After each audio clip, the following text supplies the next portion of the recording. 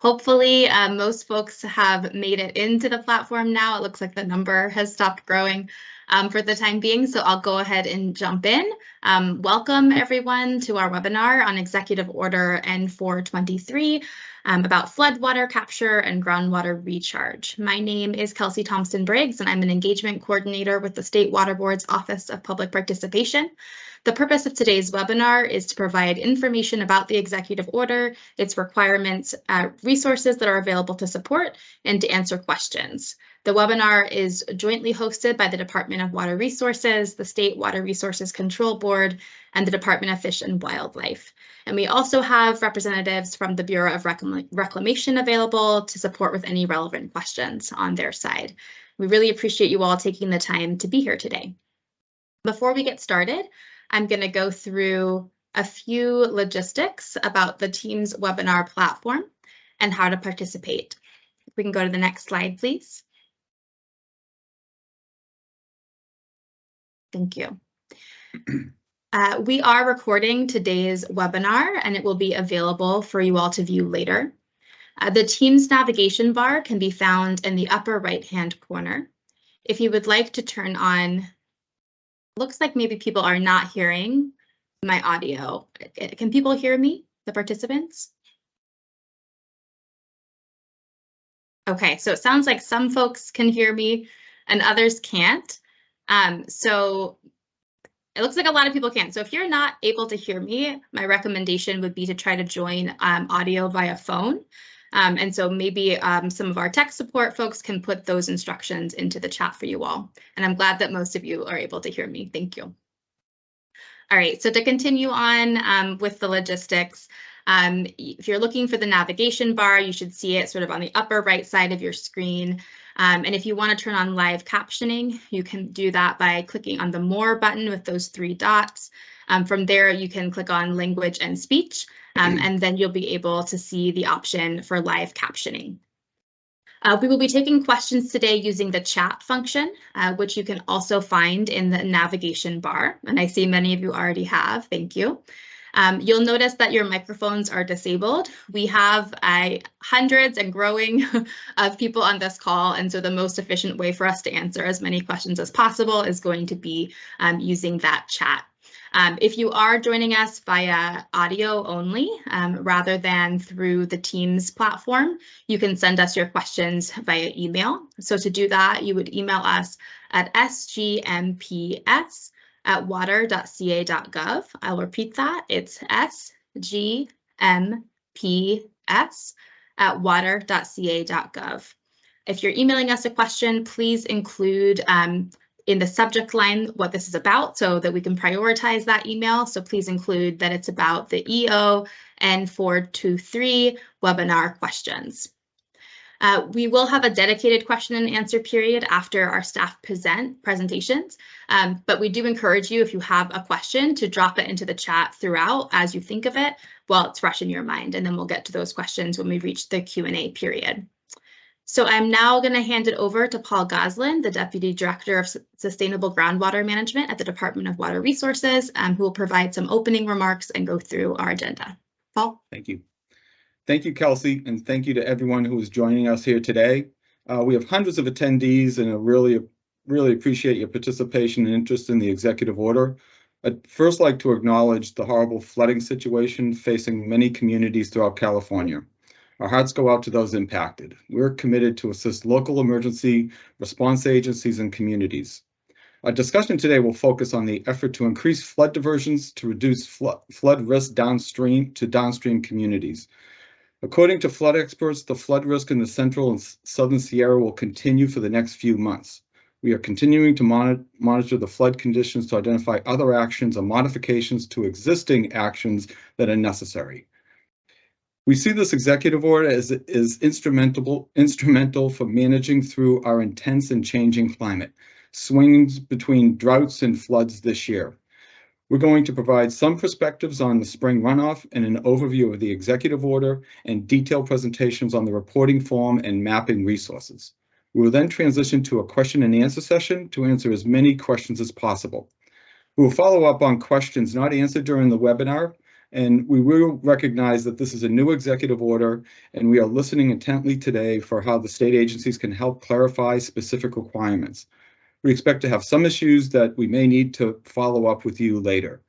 Again, we appreciate you all in advance to provide input today, and we'll do our best to respond to your questions. Now I'll transition and give an overview of the anticipated spring runoff and recharge opportunities. So next slide, please. So yes, next slide. Perfect. Spring runoff is anticipated to be significant, especially in the central and southern Sierras. Opportunities to divert spring runoff and to places where recharge can occur are being explored. There's space and capacity in groundwater basins. In 2021, recent groundwater decline in storage was reported to be over 7 million acre-feet in the San Joaquin Valley.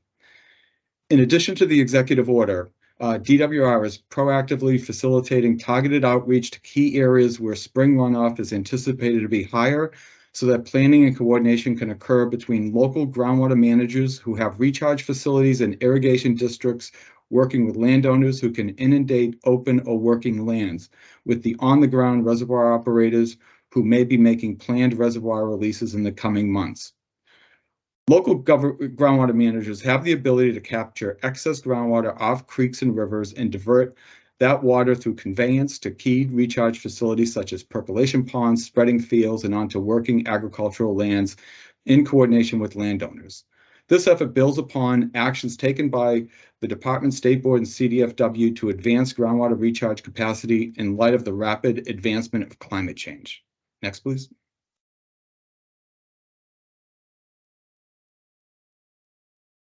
In August, the governor released a strategy to address the fact that temperatures are continually rising. This has created the wild swings in our weather. We can expect and plan for future that has increased severity of droughts and atmospheric rivers, sometimes during the same year like today.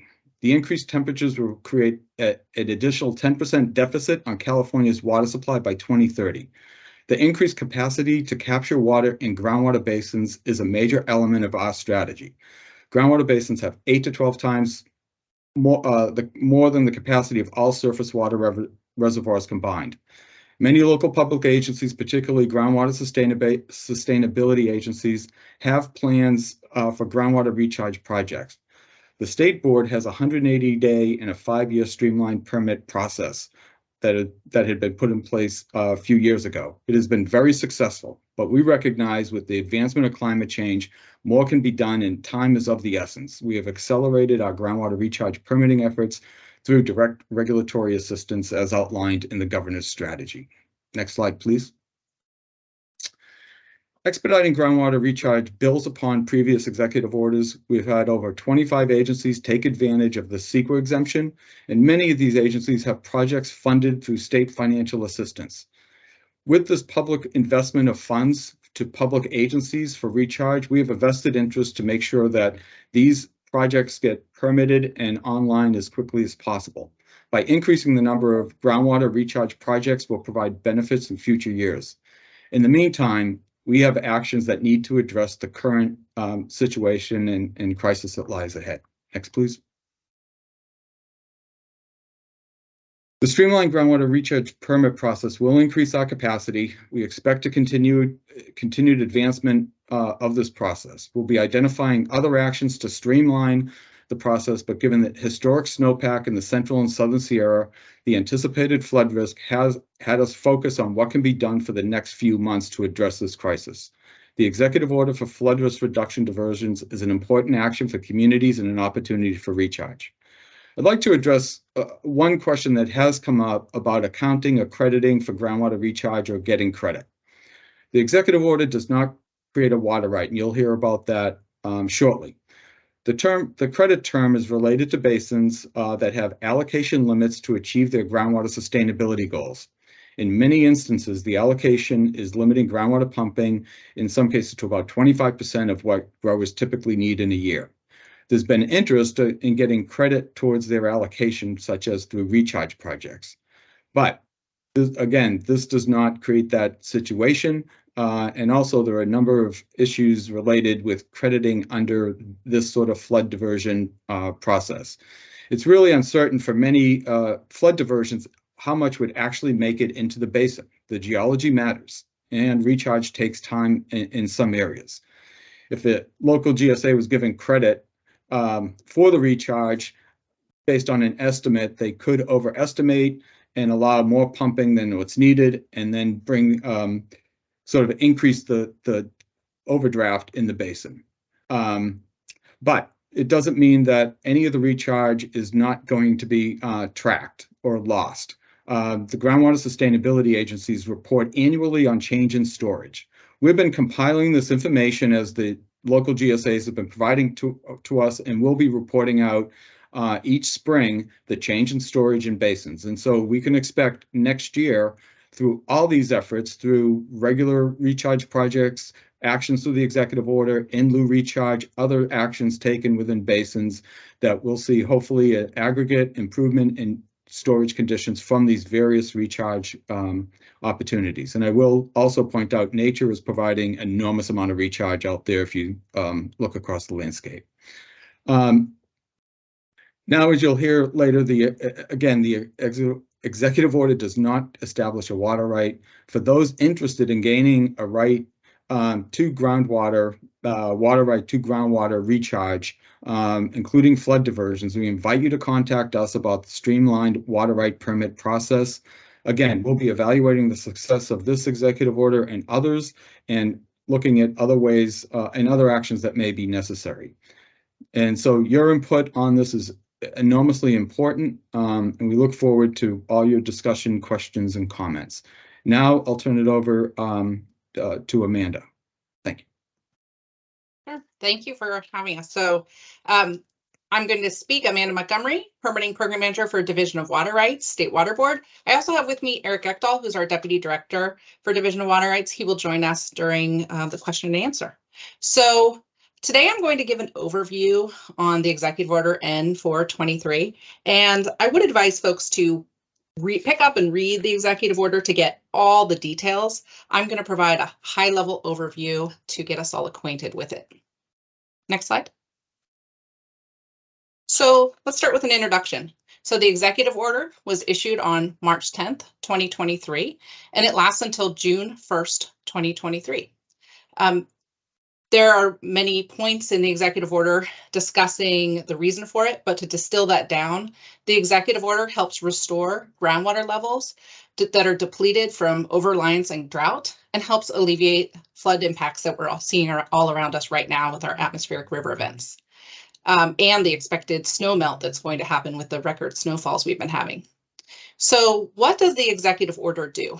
It suspends permitting requirements of the State Water Board for a water right permit, needing a water right permit, and also permitting requirements of California Department of Fish and Wildlife, and also SECRA requirements that usually apply when diverting water for later use. The Executive Order clarifies that diversion of flood flows for flood management can be used to recharge aquifers. And as Paul discussed in much more detail than I'll mention, the bottom line is it does not create a water right. So what that means is that it does not create a right to ownership or control of the diverted floodwater that is placed underground. And I think Paul gave enough details there on what could happen with the water, but it's generally going towards the basin, so the GSA can use it in their accounting. And if there is not a GSA, then it would operate based on the general individual groundwater pumpers would use it consistent with their existing groundwater pumping rules, as they would for other sources of water that might infiltrate into their basin. Next slide. Okay, so I'm going to provide an overview. These are some of the topics I'm going to cover. So I'm going to cover diverter type, the local flood entity determination of the diversion trigger, one of the conditions of the executive order in the Delta watershed, which is that the Delta be in excess, the amount of diversion that may occur, the diversion work conditions, some conditions in the executive order about the recharge facility and lands, and then I'll close out with reporting. Next slide. Okay, so I'd like to start at the beginning. So, when we're thinking about projects that are going to use the executive order, the first question I always have is, what parties might use the executive order. And really any party could utilize it. The executive order does not restrict the party type. I would contrast that with some of our tools that we might have for temporary permitting. We have certain tools that are just for local public agencies or just for GSAs, but the executive order does not have those restrictions. I would note that it's probably more efficient to have where you have a situation with tens or hundreds of possible diverters, to have a party like a local water district or a GSA help organize those diversions, potentially report on their behalf. But there is no restriction on party type. And another point, when I was looking through the executive order that I had to kind of wrap my head around, is that the diverter doesn't need to be the same entity as the local entity that sets the diversion trigger conditions, which we're going to talk about in our next slide. So you could imagine a scenario, I mean, I don't want to put any bounds on anything, but a scenario where an irrigation district perhaps is the diverter, and then the party who sets the diversion trigger is a local flood agency. So just to make clear, those are not, they could be the same party, but they definitely don't necessarily need to be. And then whoever is serving as the diverter is required to comply with the executive order conditions, and that includes reporting requirements. And I'll talk a little bit more about that, and then we have a presentation later to show you the form. Next slide.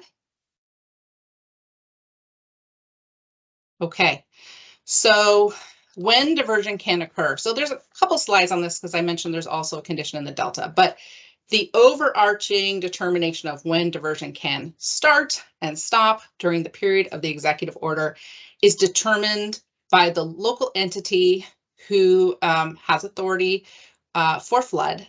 And that can be, certain types of entities that are listed in the executive order. And that party is determining when downstream of the point of diversion, there's an imminent risk of flooding and inundation of lands, roads, and structures. And so they determine when that starts to occur or would occur, and then when it would stop. So they're predicting that that would occur or that is happening. So the local entities may already have that information. If they do not, like if there's a local entity, for example, who's a city and they might not know that, they're asked and they would like to serve that function, they may wish to consult with their local county flood managers or the local flood agency, just depending on what's available in that particular watershed. And if neither of those entity types exist, then the Department of Water Resources is available to help with consultations. We have a frequently asked questions document and also a website, and the link for the Department of Water Resources contact is in both those places. So the local entity is required to provide public notification of their determination based on the executive order, and they can do that using their internet website, an electronic distribution list, an emergency notification service, or any other means that they have of public notice. Next slide. Okay, I mentioned about the Delta watershed, and the Delta can be so complex, but I'll try to make it as simple as I can. So there is a requirement in the Delta watershed. So that's the watershed of the Sacramento River, the San Joaquin River, and they come together into the Delta.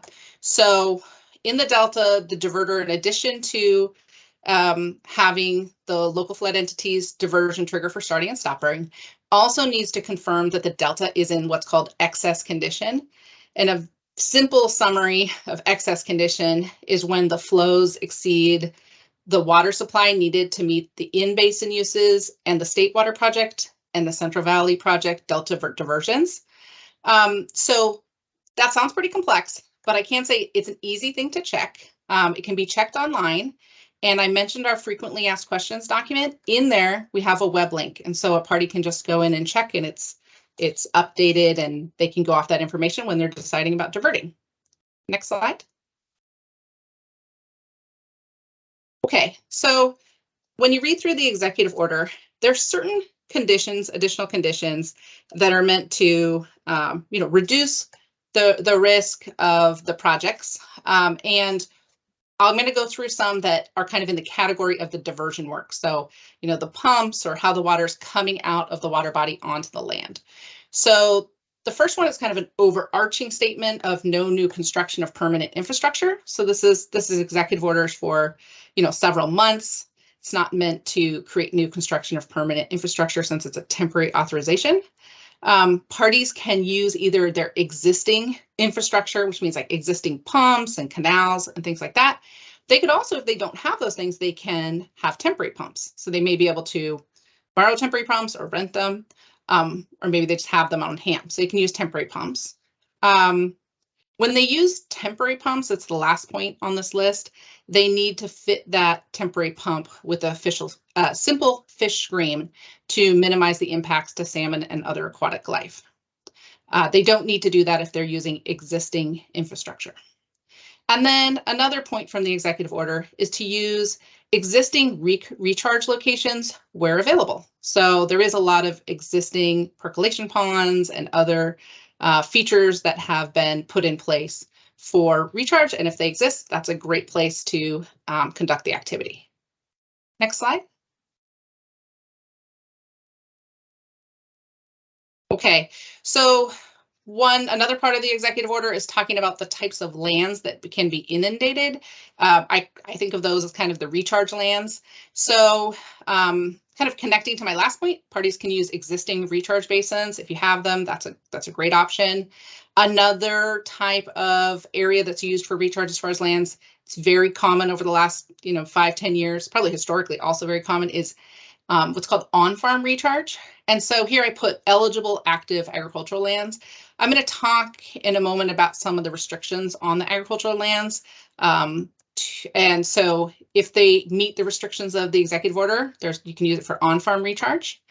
Also, you can use managed wetlands and wildlife refuges, and then other flood management storage facilities. We have a lot of built-in flood infrastructure in our watersheds.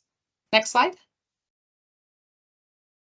Okay, I mentioned about some of the lands that might not be suitable, that aren't suitable for recharge under the executive order. So this is kind of to decrease the potential for impact when the water is being recharged into the groundwater. So the executive order does restrict the recharge from occurring on dairy land application areas, lands that are receiving dairy waste. Because of what can happen when the water is percolating through the to the aquifer, and making sure that we don't pick up things that we don't want to see in our groundwater. The same thinking goes for agricultural fields where pesticides and fertilizer applications have occurred in the past 30 days. I recognize it might be hard to know that. I think that's where it's important for the party who's diverting to have a close line of communication with the lands that they plan to spread the water on. If they're their own lands, they should have a good understanding of any activities that have happened with pesticide and fertilizers. If they're another entity's land, they'd want to, one, make sure they have permission to use those lands, and then as part of obtaining that permission to use the lands, check in with them on this, what they've been doing. It is towards the winter. I mean, we're getting more towards the spring, but a lot of the lands probably are in a period of time when they're not as likely to have pesticide and fertilizer applications. And then the third point down is, we really don't want the recharge lands to be lands where it could cause more problems with the levee or with infrastructure. We don't want to, the point is to reduce flood risk, not to increase it. We also just want to make sure that the recharge isn't occurring in a place that could cause problems with the wastewater or drinking water system or wells or supplies, or just generally exacerbate any type of flood or other health and safety concern. The last point on this, number 4, is that the areas are not, that if the area has not been in active agricultural cultivation for the past 3 years, then it shouldn't be used for the recharge. So that would be grazing lands, annual grasslands, and natural habitats. And there is, I don't have it here, but that's another place to kind of look at the detailed language of the executive order. It talks about how, that there isn't this restriction for something like a existing recharge basin. But if you were thinking about using grazing lands, annual grasslands, natural habitats, the concern is that those, that type of land use has a higher likelihood for sensitive species occurring there. So we want to make sure when we're doing recharge that we do it in a way that is not causing a secondary effect. Next slide. Okay, so other questions I asked myself when I looked at the executive order, does it have a limit? I'm a person, I do normal job is water rights permitting. So does it have a limit? It doesn't. So there's no limit for the amount of water that could be diverted. The limits are that parties need to comply with all the conditions of the executive order. They only can divert based on the trigger of the flood control entity. And I mentioned the Delta trigger if they're in that watershed. Diversion should start and stop based on the local entity's determination of imminent threat conditions. And then the diverter is required to file reports. Next slide. Okay, so we're almost to the end of my presentation. So I'm going to talk about reporting requirements and I'm going to hand you over so you can learn more about the form. It's always nice to be able to see the actual form.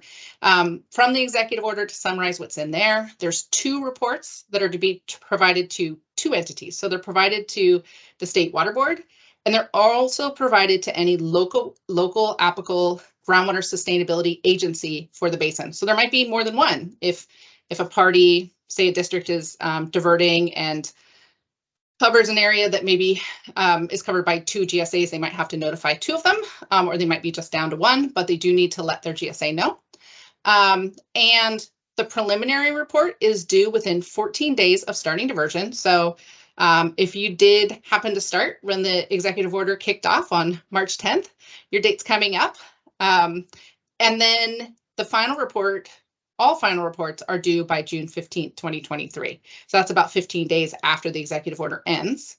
We're going to take a look at the forms. We're going to have a staff person run through that, Mike Conway, in a minute. But generally on the forms, what we have, our form is meant to relate to the information that's asked for in the executive order. So information on the party diverting, the triggering condition, where the water is being diverted, which is called points of diversion, the area that's inundated, the time when the diversion commences and ceases, and the amount that's diverted. And for members of the public who are listening today or interested in your watershed, we're going to post the reports that we receive on our website, which is located here. Next slide. I also wanted to point out that we have developed a frequently asked questions document. It's at that same website I just showed. Everything's in the same place, but it has the questions we could think of that you might have.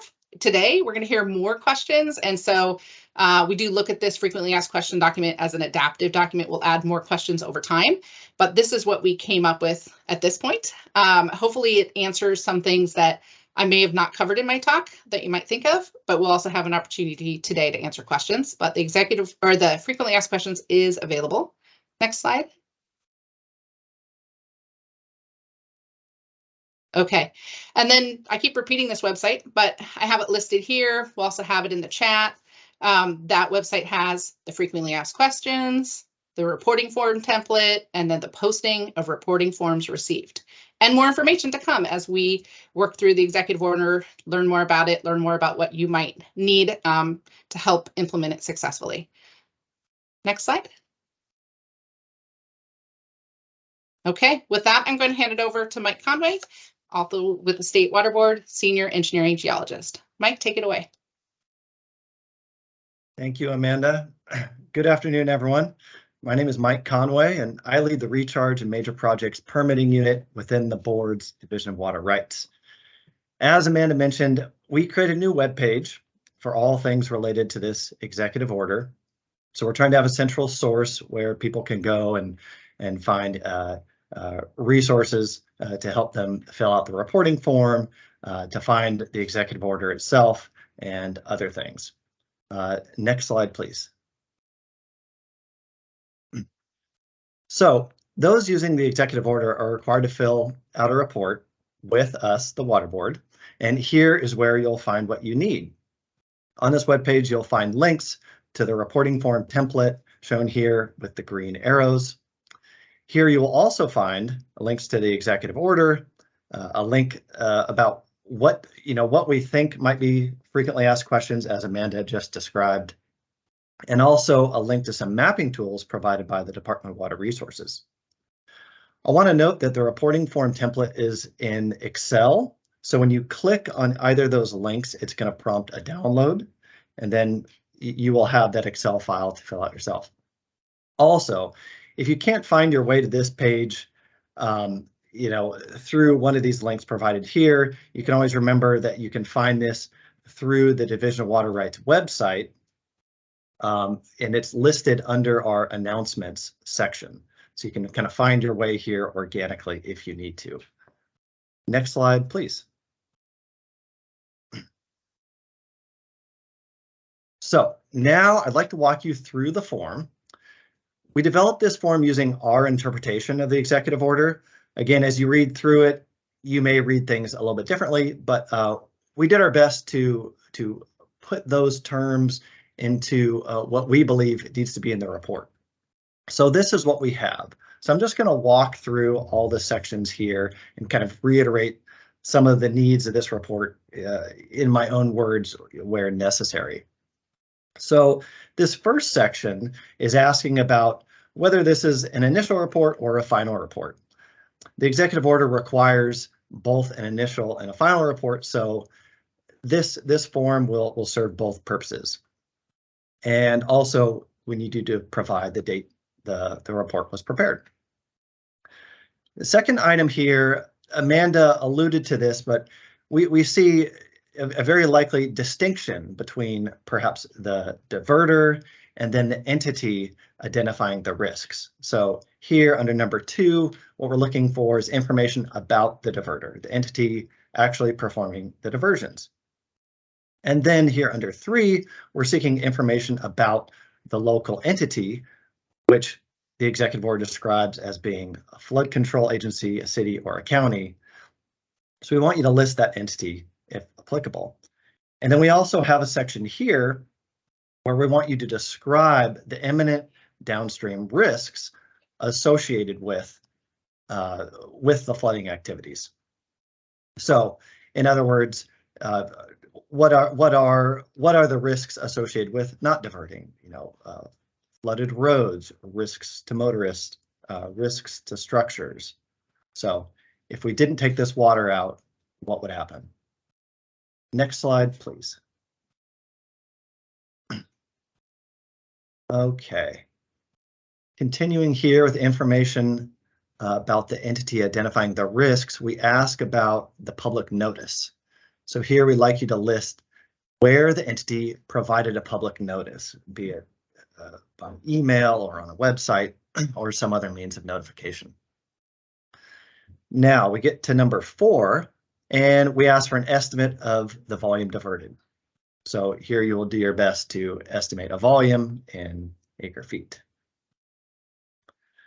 Number 5 here, we're looking for both a date when diversion began, and if this is the final report, when the diversion ceased. And again, here you may have a lot of points of diversion operating in concert, but again, we're really just looking for one begin date and one end date, per entity, not necessarily an itemizing on a per point of diversion basis. So that brings us down to number 6, where we begin to ask about the points of diversion themselves. And here, based on what's in the executive order, what we're looking for is latitude and longitude for each point of diversion. We're looking for an estimate of the inundation area and also a list of the inundated assessor parcel numbers. I also want to note here that we provide a link to a Department of Water Resources website that can help you obtain this information. There's some really handy tools on their website, so I encourage you to have a look at that website, and it should help you with all these requirements right here involving mapping and finding locations and estimating areas. I also want to note quickly here that we just have built-in space for 5 PODs. We acknowledge that some entities might have a lot more than 5 PODs, in which case we suggest that you just add rows, copy and paste, from another Excel sheet. You can expand this form as you need to accommodate all of your PODs. So, next slide, please. Now we get to number 7, where we just remind you to attach your map to your email before you submit the report. Again, the executive order asks for a map identifying the approximate area inundated by flood flows. So that's what that's all about. Number 8 here, you see we ask information about the local GSA copied on this submittal. And what we're looking for here is a name of a GSA and a date you expect to notify. We realize that through this report, this is, the first time you could be preparing a report, so you may not have notified the GSA yet. What we recommend is that perhaps you CC the GSA on this email. That way they're getting the report at the same time we get it. That's just one option. So we have that note there. So by the time you get here, you are ready to submit the form. Attach this Excel file to an email and send it to flooddiversion@waterboards.ca.gov. And don't forget to attach the map. And we want to note that all of these will be posted on this same website as we get them. And as we begin to get those, we will put them up. So next slide, please. If you have any questions about or trouble with the form, please direct those inquiries to this email here. Again, it's flooddiversion@waterboards.ca.gov. And thank you all very much. Thanks for your patience and look forward to hearing from you. Go ahead, Stephen. All right, thank you, Mike, and good afternoon, everyone. My name is Stephen Springhorn, and I'm a Technical Assistance Manager in the Sustainable Groundwater Management Office in DWR. And today I'll be highlighting some available mapping resources that may be useful for some of the components that Mike just discussed on the flood diversion reporting. Next slide, please. So we've developed a repository for some of these available resources on our California Natural Resource Agency Open Data Platform. And the link to this repository is on the slide here, and it will also be added to the chat for your reference. So we have compiled these various resources related to this executive order, and we'll be keeping these resources up to date and working with our colleagues at the board and DFW and adding resources as we move forward and based on feedback. So if there are other tools that you're aware of or are in need of, you can let us know through the forums that we'll be talking about or feedback loops. There are 3 primary resources that are being made available that I'd like to draw your attention to today. The first is a link to our DWR Sigma Data Viewer, and this is an existing interactive map application that will allow you to collect some of the information that Mike talked about for the reporting. There's also a video tutorial on how to use the Sigma Data Viewer to find and gather that mapping information. And then finally, a link to a general questions or information and technical assistance form. Next slide, please. So here's a picture of some recent flood diversions taking place and an illustration of the type of information that DWR's Sigma Data Viewer can provide. So what's available? You can get GPS coordinates for the points of diversion or multiple points of diversion. There's parcel information on the Sigma Data Viewer where you can get the parcel numbers. You can look into and gather acreages for the inundation. There's also layers related to groundwater sustainability agencies or other Sigma related layers that you can click on and see where in your area or who are the GSAs in your area. And there's also an ability to create some summary maps with all this information displayed. You can print those out or you can download those in PDF if needed. Next slide, please. So this is just an example of the video tutorial that provides step-by-step detailed instructions on how to use the Sigma Data Viewer to get some of these required reporting items. Again, the Sigma Data Viewer is not required to be used. If you have something else that you're getting this information, that's totally fine. This is just one tool that is currently out there that allows you to compile this information. And this video tutorial has a step-by-step process for you. Next slide, please. Next slide, please. Thank you. And this is the last slide for me. This just shows that we have developed a general DWR inquiry form for technical assistance that was mentioned earlier, and any related questions. So general questions, related requests for technical assistance, or other questions related to this executive order. We're working with our colleagues at the board and DFW on this, and we'll be sharing the information that comes in on this form. So we encourage you to send it in through this form, and it gives us the best ability to be getting a response back to you as soon as possible. So a link to this form will be added to the chat as well. And so with that, I'll pass it back to Kelsey for the Q&A session. Thank you. Thanks, Stephen, and thanks to all of our presenters for that really helpful presentation.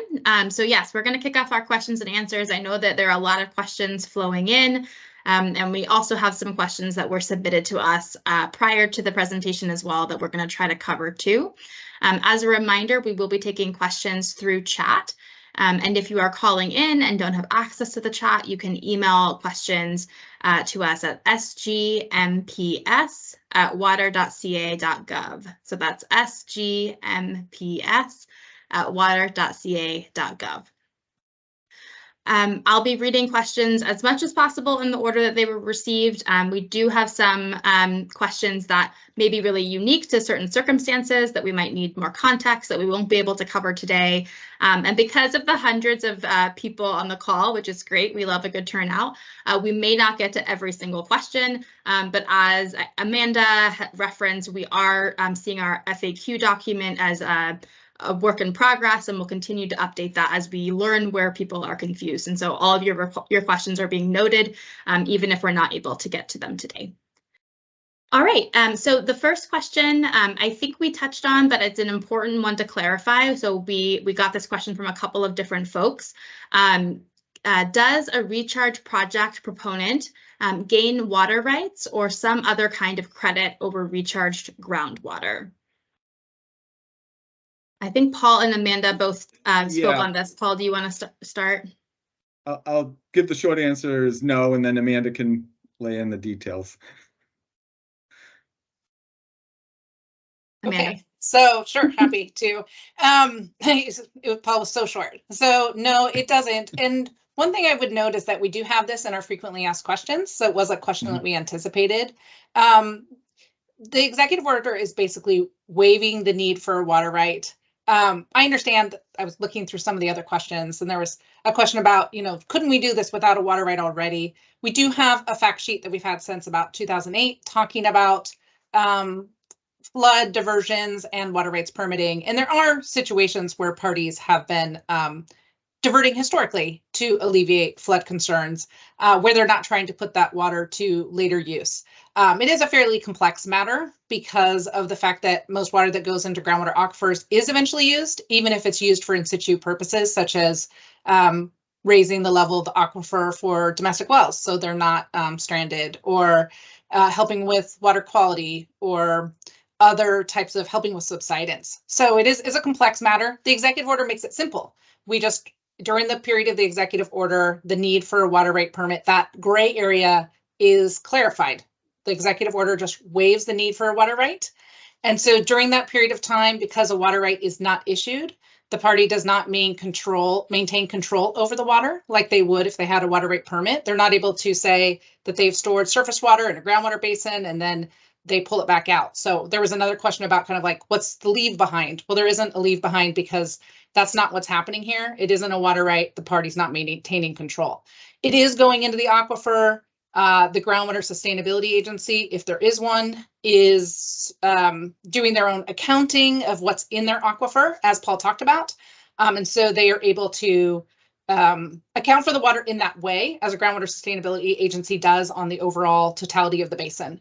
If there wasn't a DHSA, then, as I mentioned before, it would be a situation where the groundwater diverters in that basin would treat the water as they would other water that comes into their basin. That's all. Thank you. There is a comment that I want to highlight before we move on to the next questions, just because I think it's helpful to know that there are folks out there already doing this and taking advantage of this opportunity. And so I did want to share this comment from Stephanie with Madera County, who shared on behalf of Madera County, this is an enormous help to our flood control agency in reducing flood risk and helping our farms, farmers, and aquifer.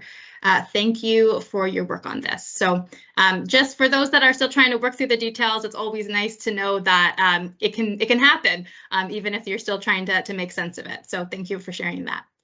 All right, so our next question. Will the cutoff date for this executive order be extended by the governor or agency releasing a notice of imminent risk in watersheds?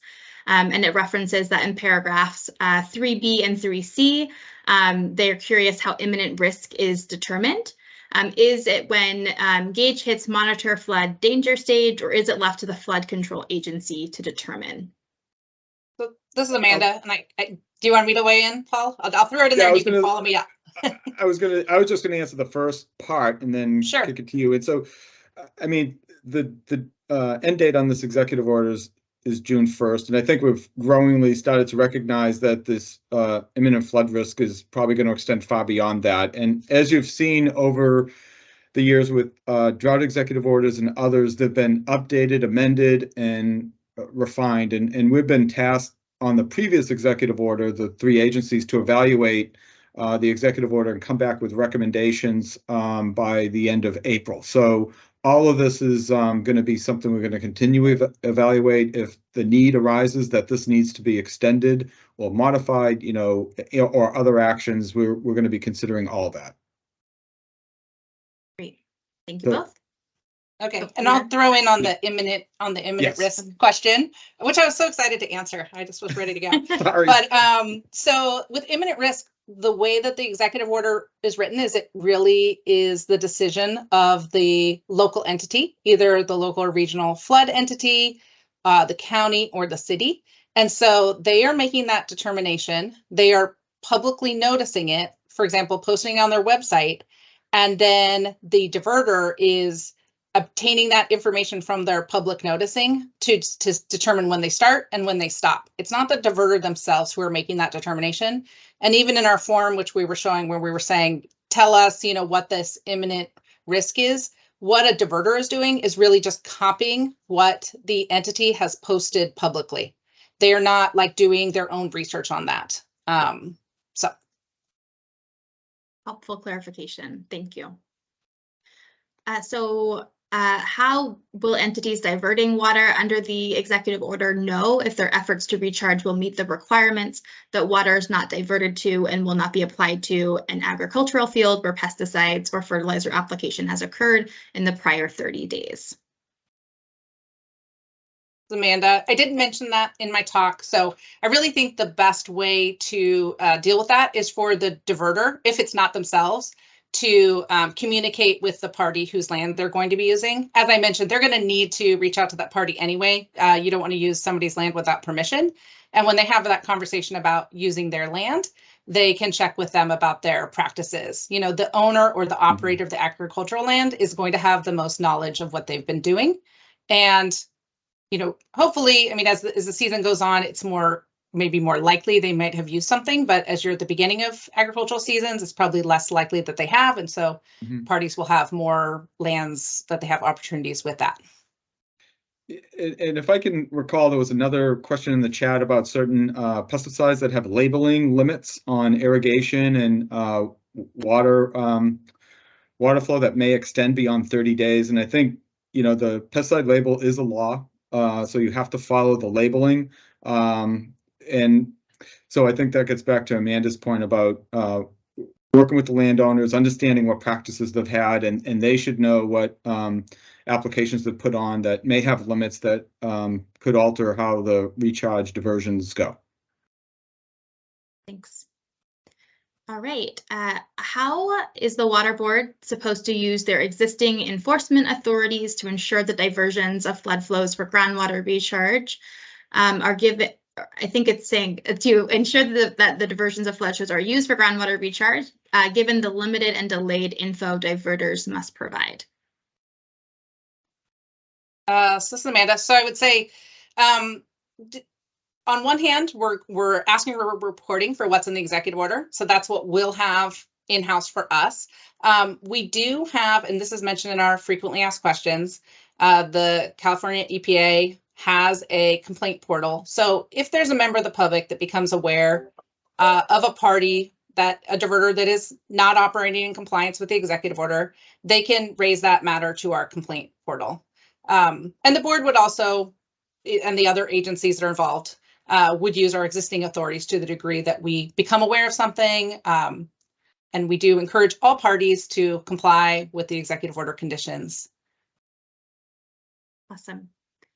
And I guess sort of related to this, how will potential groundwater contamination migration be monitored? Contaminant migration be monitored? Sure. So there's existing monitoring programs that would be used. The executive order is something that just came into place. It has a limited duration. So we'd be relying on the existing groundwater monitoring programs that exist within our watersheds. Awesome. Thank you. Will there be an exemption or expedited Regional Board 401 and State Department of Fish and Wildlife Lake and Streambed Alteration Agreement?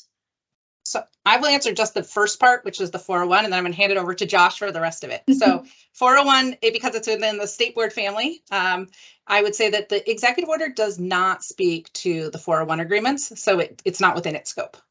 Josh, I'm going to hand it over to you for the rest. Yeah, sure. So diversions that are consistent with the executive order, there's as I think in Amanda's presentation, there's a suspension for 1600, Fishing Game Code 1600, which is our lake and streambed alteration agreement. So project proponents that are diverting water consistent with the EO can move forward with implementation. So they don't need to notify the department under 1600 or 1602. So there is no permit that's needed from us. Awesome, thank you. And stay on the line here because the next question may relate to you as well. How do the activities and provisions of the executive order relate to the California Endangered Species Act? Okay, so sites, just like the last response, sites that are consistent with the executive order, don't need a permit from us. If there's a specific project proponent that has concerns related to any CSED listed species, they can contact our local CDFW regional office. But part of this gets back to the criteria for land and looking at more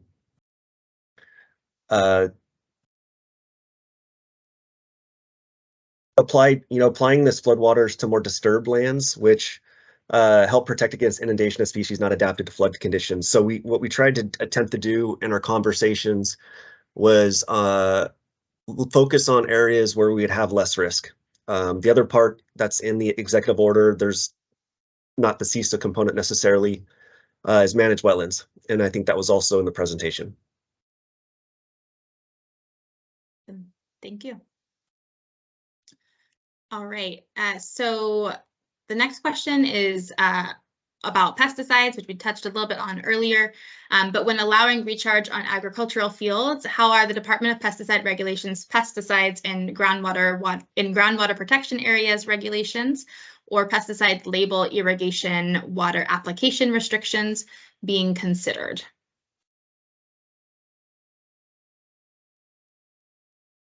Amanda or Paul? Sure. I could say that Paul already kind of covered it, so I'm hesitant to repeat it. He did so well.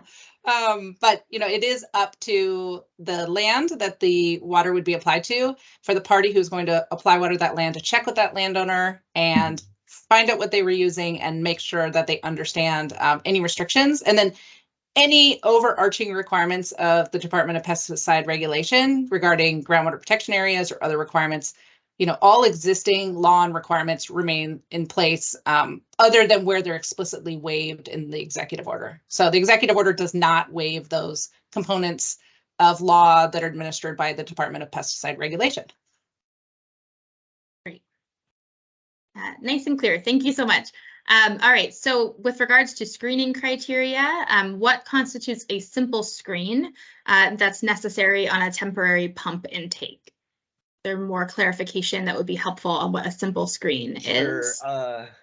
Simple screen on the temporary pump is any material that will help preclude fish and aquatic species from being entrained or sucked into the diversion or the temporary diversion infrastructure. It's not intended to be anything more than a simple screen. So, some material that would protect not just fish, but aquatic life. I think the other piece of this is that, we're not going to, CFW staff will not be evaluating, compared to screening criteria, other considerations like we would for, diversions that are going through our lake distributed alteration program. So, like I said, it's supposed to just be simple. Put it on your temporary diversion, and you can start implementing and diverting water. Awesome. Simple, truly meaning simple in this case. Awesome. Truly. Thank you. Okay, so with Vernalis near or above danger zone, would diversions throughout the San Joaquin Basin fall under the executive order to help reduce flood risks in the lower San Joaquin River? Sure. So this is Amanda. I would say that, I've personally been watching the California Nevada River Forecast Center reporting, and many of our rivers are very, very high right now. Vernalis in particular on that website is red. It's got a red box for danger. So I would say that's the kind of thing that sounds like it very much would meet the concept of the EO. Because of the way the EO is written, the parties that are thinking of diverting in that watershed that drains to Vernalis should reach out to their local flood entity and get them to establish, if they haven't already, they may already have it, the imminent risk of downstream impacts, and make that public, and then they're ready to go. So, and they also will need to check that delta and excess, but that's a quick check. Great. Perfect. Good example. All right, so are any restrictions in place as to acceptable locations for flooding to prevent contaminants from migrating to groundwater as a result of recharge, and what contaminants are being considered for any restrictions? Who decides what the contaminants of concern will be? So this is Amanda. I would say that we're governed by what the executive order has in it. And as Josh mentioned, it was developed to be protective. So we look to that. It has the restrictions that I talked about the types of land. So that helps to reduce things such as the contaminants that might be related with dairy lands. By not being able to use the dairy lands, you're not going to have those type of contaminants coming in. By not using lands that have recent herbicide or pesticide applications, you're reducing that. So I would note that the intent is to follow the executive order, and there isn't, to my knowledge, something where a party can go and say, oh, this is the lands I can use, this they can't. They're going to need to have a conversation with that local landowner in their local area. And then that's going to help them identify lands. And I'll add on to what Amanda said earlier, is not just with pesticides, but any other restrictions or limitations on lands for water quality apply because they weren't exempted. So the landowner should have a broad understanding about the lands they're putting water on. Great. What implications might this have for FIROMAR, the Forecast-Informed Reservoir Operations and Managed Aquifer Recharge, and what would those mean to California water users? Paul, do you have I can't speak to FARO specifically, but I think going back to what the primary driver for the executive order is, we're talking about flood diversions during imminent flood risk for communities. This is to minimize the risk downstream to people, properties, the environment principally, and allowing for those diversions to, in a protective way, can also recharge. So it's dealing with the upcoming serious situation going on. We are, again, evaluating other recharge opportunities on the longer term through the streamlined permit process and other avenues we have. So again, this is pretty focused on the flood risk coming up, which I'll also say too, with temporary pumps and other items. A lot of you out there are fighting floods right now, and it can be dangerous, and we do want people to be safe out there also. Thank you. Thanks, Paul. All right, next question. Can diversion reporting be rolled up to the district or groundwater sustainability agency scale instead of individual diverters reporting? There may be information that growers don't want to make public via the individual reports.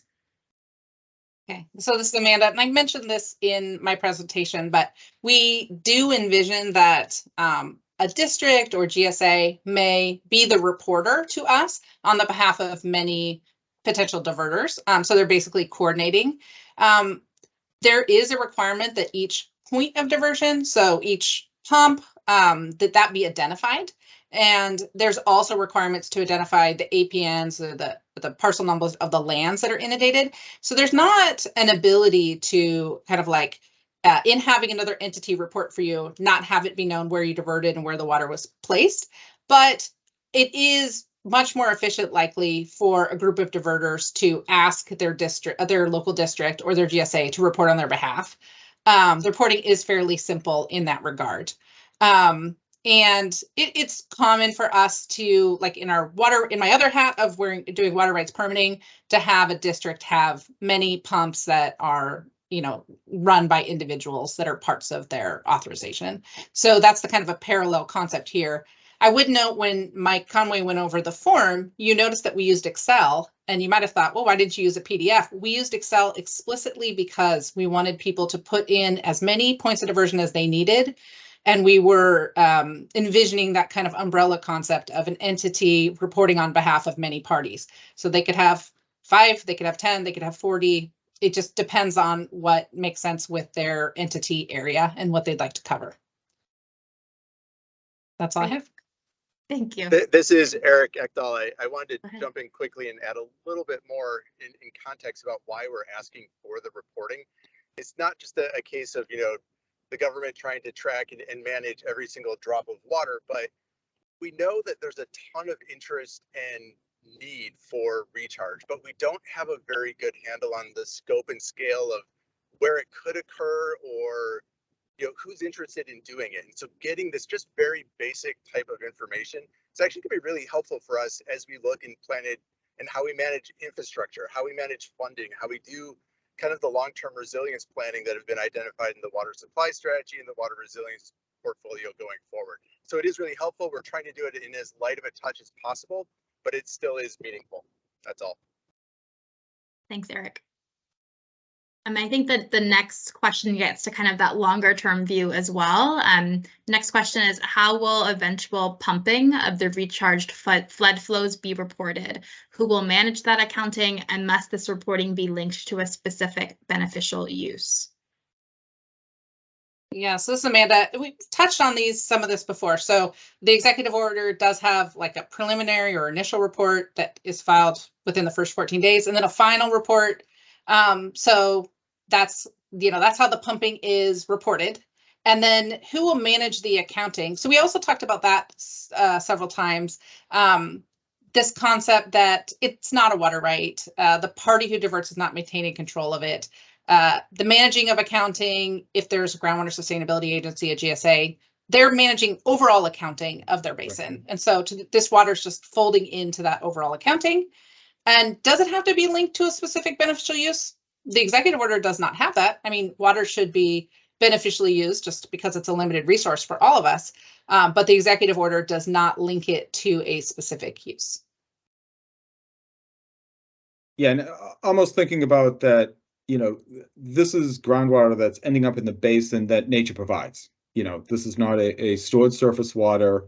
So this is going to be water that's just, hopefully if it does get into the basin, it'll be beneficial for the entire overlying land use. And the GSA will track change in storage on an annual basis. Thank you.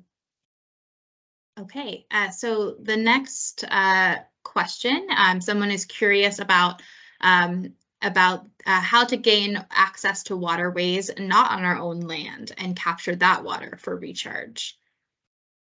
Sure. So this is Amanda, I'll handle that one. We get this in my permitting side. So the executive order, it doesn't grant right of access to another party's lands. So if a potential diverter needs that access to operate their project, they need to secure that from the party that's land or facilities they want to access. So if a party needs help with that, they may want to reach out to their local water agency or their GSA. And they could also reach out using the DWR public inquiry form. So. Thanks, Amanda. Okay, next question.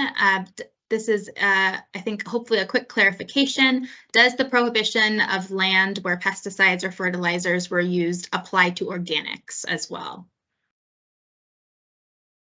So this, Amanda, it would if those organics are pesticides or fertilizers. Great. So the concern for mobilization of soluble salts and organic compounds is that it could impact drinking water and aquatic habitat if it's, pesticide or fertilizer. Yeah. So again, whatever labeling requirements still are in play, as well as any other requirements through pesticide regulation or the county ag commissioner. Great, thank you. Next question, can fallowed land be used? I would say, Amanda, if you want to jump in, it depends if it it depends if it meets the criteria. If it's fallowed land, that had been in productive irrigation in the last 3 years. So this question had come up is, hey, I pulled out some trees. I have this ground sitting here. I pulled out trees last year for a variety of reasons. That was actively in irrigated agriculture the last 3 years. It definitely would fit. So I think walking through the criteria, if it's fallowed land and it meets the criteria, then yes, absolutely, it can be used. Great, thank you. All right, is there a way for folks to know whether the streams or tributaries are part of the Delta watershed? Where can they check that? Amanda? Yeah, sure, I can take it. But really, it's Stephen's answer. So I was like, Stephen, why don't you answer that? Because you've got a great tool that can help with that. Yeah. So that topic is covered in the Sigma Data Viewer tutorial. So there are major streams and creeks or rivers layer on the Sigma Data Viewer. There's also a U.S. Geological Survey webpage that we can put in the chat that allows you to trace upstream or downstream from anywhere you click on a river. So that's a really handy tool as well. But in general, all the creeks and streams in the Central Valley flow into the Delta. So that's a general rule of thumb. Yeah. Thanks. Awesome. Okay, how do we verify if an area is considered sensitive habitat? Josh? Yeah, I mean the quick answer is the EO restrictions build in those considerations, and that gets into the active agricultural cultivation in the past 3 years, including grazing lands, annual grasslands, and natural habitats. So it's built into that criteria. I mean, I think if there's some questions, we're more than willing to talk to potential project proponents, but the intent is to not be flooding areas where there's a higher likelihood of having sensitive habitats or species.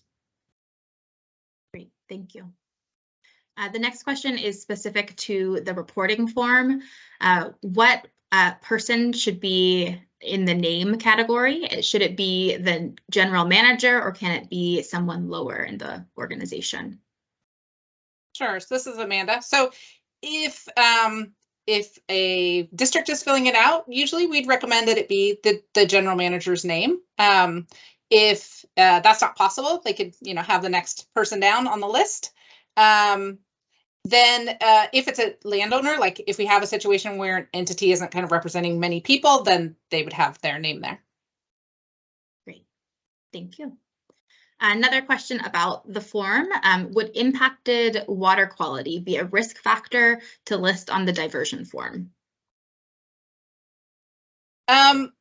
So the diversion form, we're talking about here about like the imminent risk of flooding. So as I mentioned before, this is going to come down to what the local entity has decided that their trigger is. It's not the diverter that's deciding.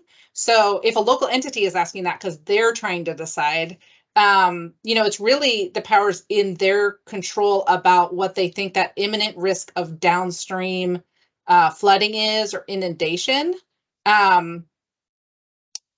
you know, water quality could factor into that in some way, but generally, you know, it's the kind of the conceptual idea is that you have flooding happening downstream, you have inundation happening downstream.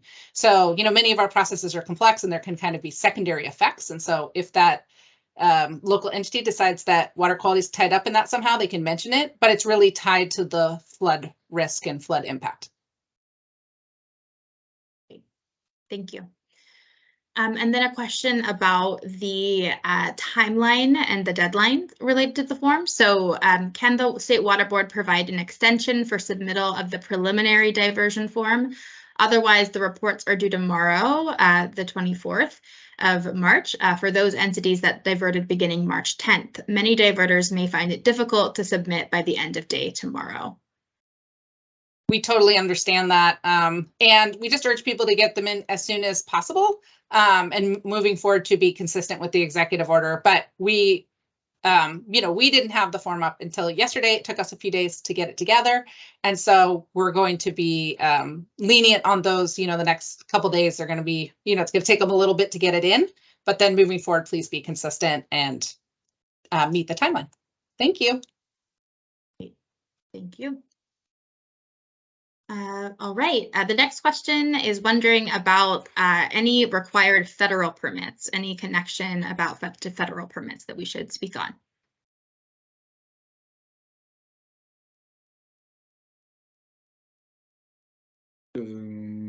We'll have to check. I don't know. Do we have someone from the Bureau?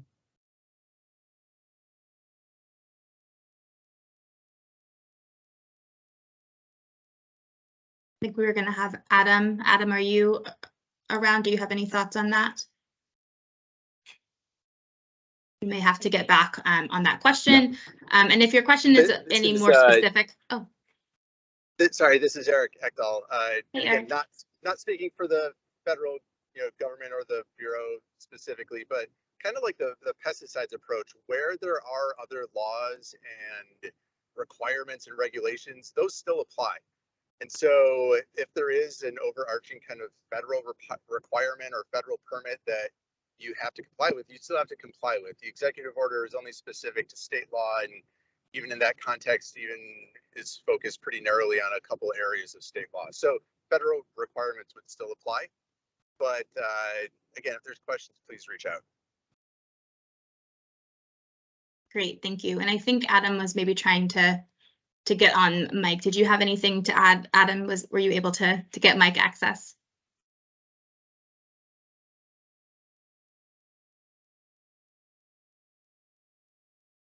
Adam needs someone to unmute him. He is on the line. Okay, nothing to add at this time, but we'll make sure that that Adam's able to contribute if there are more questions for the Bureau. And thank you both for that. Okay, another form related question. I noticed the form doesn't include questions around the diversion works. Is there a plan for tracking that? For example, ensuring that temporary pumps have fish screens. I guess I can take a crack at it, and then I'm gonna, if Josh wants to weigh in anything after I'm done. So the reporting form reflects what is asked for reporting in the executive order. So it tracks those requirements. That does not require detailed information about the diversion works.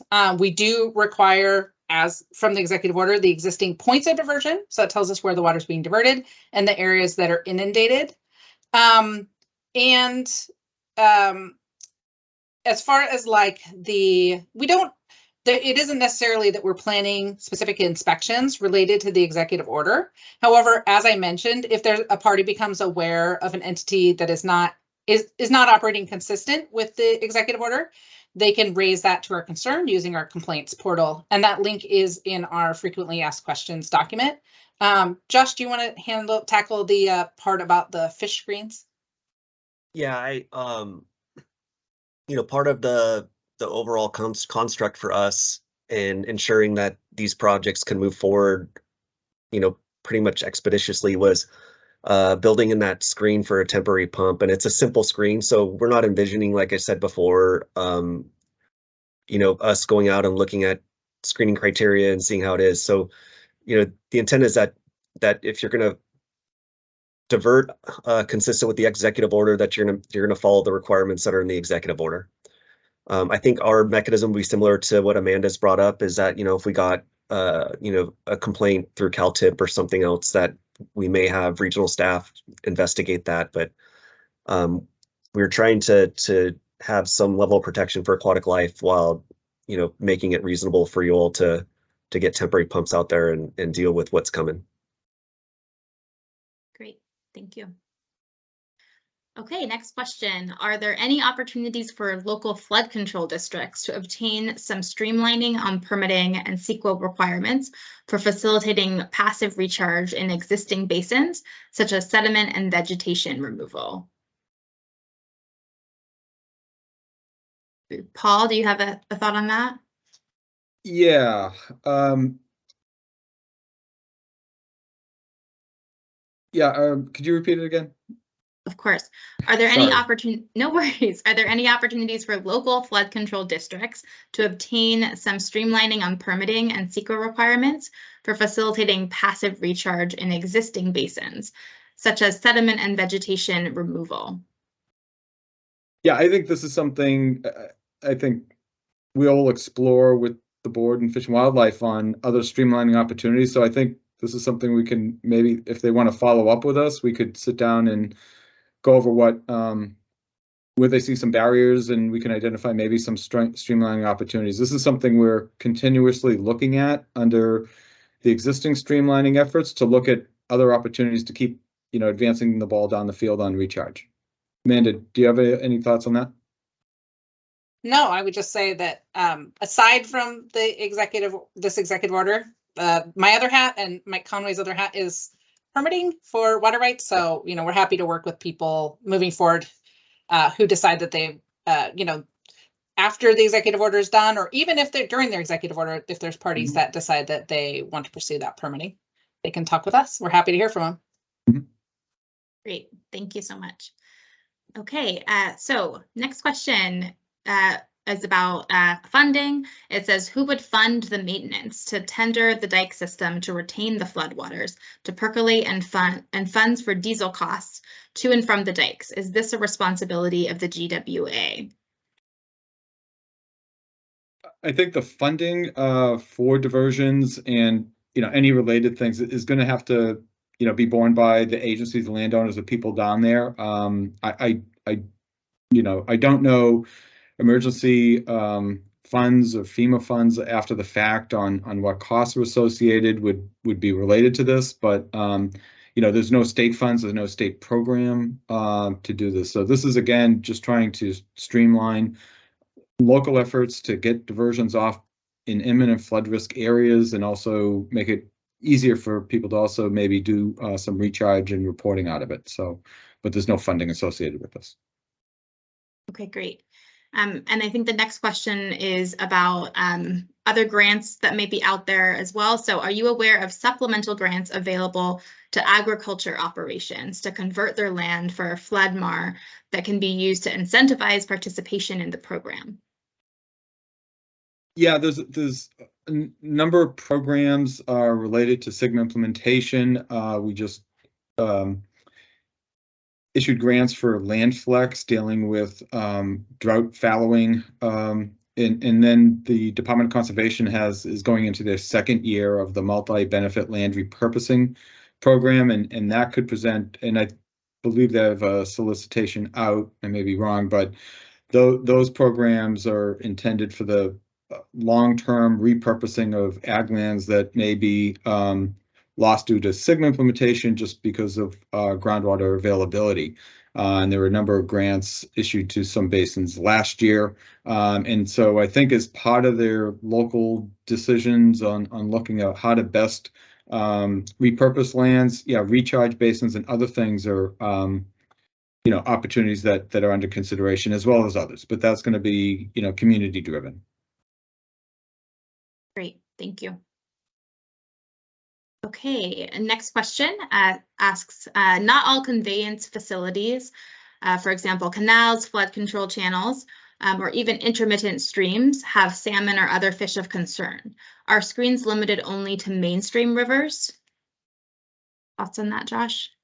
Yeah, there's no exemption. So if you have a temporary diversion, it needs to be screened with a simple screen. And some of this it's not just for fish, it's also aquatic life. So it's just a requirement of the EO. There's no exception. Okay, great. Thank you. Could a state agency post a flood danger for a watershed or river and leave it up for a reasonable period? Some of the local emergency service agencies rush to take theirs down.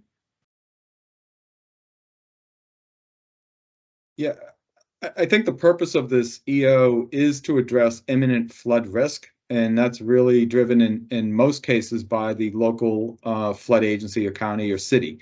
They're in the best position to understand what imminent flood risk is posing a risk to their communities. And so that's really where the lead needs to be followed by the local agencies. Great, thank you. I think we've touched on this before, but just it's a slightly different question. So just as clarification, is there an enforcement process in place to deal with the possibility of diverters who are under-reporting quantities or not reporting diversions? Yeah, so this is Amanda. I mean, if a party is aware of that another entity is doing that, they can raise that to our attention. They can use our complaint portal. This is in our FAQs. So there's ways to let us know if they think that's the case. I would hope that parties, I would encourage parties who are using the executive order to report and to report accurately. As I mentioned, there's no limit on the amount of water. So I don't think parties should feel like there's any reason to underreport. There's really good reasons to report. As Eric mentioned, I think we're all grappling with understanding how widespread recharge is and how much of an opportunity can occur because of this executive order. So if people are recharging, we should know about it and be able to recognize the benefit that that's giving our aquifers. Great. Yeah, and added additionally, like the diversions coming off is, reducing the flood risk downstream. So, accurately reporting what, risk reduction was actually placed with the diversion is going to be also equally important. So, thank you. Awesome. We'll try to squeeze a couple more in before we close. This question is about how this, short term connects to the longer term. So how does the executive order complement the ongoing efforts of flood MAR, FloodMAR? Yeah, I think this really does couple, some of the previous executive order work that, we've been working with State Board, CDFW, and on recharge and promoting recharge and getting the permit process going. And the board had, a program fact sheet out on flood diversions. I'll let Amanda take it, but this really clarifies the reporting and opportunities to do this under flood conditions. So. Yeah, I think you covered it. All right. Great. More future-facing questions. Will the department in the future be considering ways to assist local entities to make imminent flooding determinations more systematically and efficiently, and for diverters to determine application downstream of the point of diversions in real time or near real time? Anything you can share on that? Yes, the department and part of the executive order, can provide technical assistance to local agencies in regards to imminent flood risk. We're actively working with local agencies, flood agencies, and counties on their risk and flood emergencies coming up. So this is going to be an ongoing effort, with all the agencies, throughout this entire process. And I believe the governor issued a statement yesterday about where, all agencies are in on this flood risk. So we're going to continue to work together to reduce the flood risk and help those communities out during this crisis. Great, and I'm going to take one more question because I think it's an important clarifying question for everyone. There's been some confusion in the chat, so to clarify, does the executive order apply to all basins in California or not? Yes. Awesome, thank you. We got through most questions, but we are out of time, and I do want to make sure you all know how to get in touch in the future. So if we can go to the next slide, we will wrap up. So yeah, thank you all so much for being here. We will drop these links once more into the chat so that you know where to find more information. And you also can see here there's contact information for both the State Board and for the Department of Water Resources. So we really want to just say thank you for being here and for your smart questions. As we've mentioned, you know, this is happening quickly. It's new. We're learning from all of you what questions you have and what's confusing, and we'll continue to find ways to answer those questions. So that's all from me. I don't know if anyone else has any closing remarks that they need to share, but thank you all. Thank you. Great, thank you all.